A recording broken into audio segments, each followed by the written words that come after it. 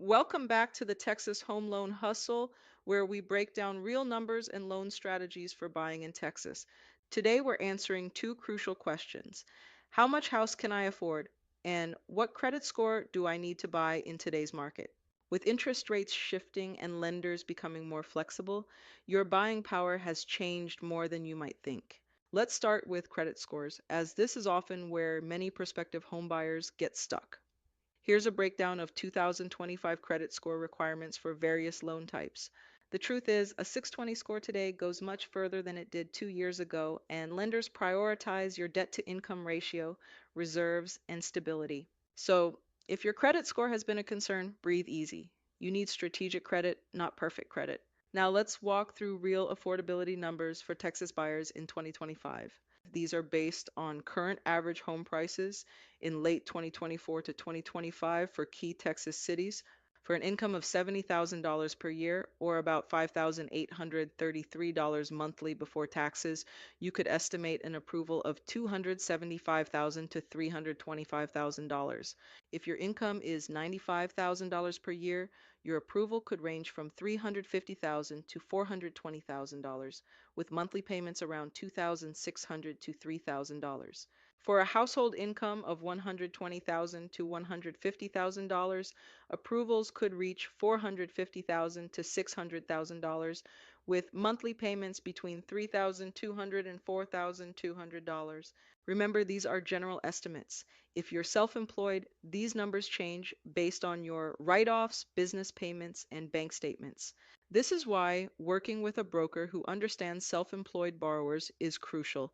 Your approval isn't just income, it's strategy. Next, let's talk about reserves, often the silent killer of many loan approvals. Many borrowers think having their down payment is enough, but that's not always true. Here are the minimum reserve requirements by loan type. I advise every Texas buyer to aim for at least 2 months of reserves saved. This makes approvals smoother, lowers stress, increases your qualification amount, and makes you more competitive. Let's explore where people are buying and where you can find the best value in Texas. Based on recent data, here are some of the most affordable areas with high growth potential. For investors in appreciation, consider Houston suburbs like Katy and Cypress, DFW suburbs such as Forney and Anna, and Austin exurbs like Pflugerville and Leander.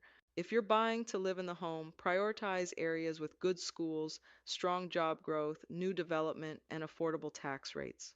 Finally, here's exactly how you can position yourself to buy in 2025. First, get pre-approved now. Rates and programs change, and a pre-approval locks in your strategy. Second, clean up your credit for 30 days. Pay down a card, remove old addresses, and dispute inaccuracies. Third, document your income smartly, especially if self-employed. Keep clean deposits and an updated P&L. Fourth, build 2 months of reserves. Even if not required, it makes the process easier and more competitive.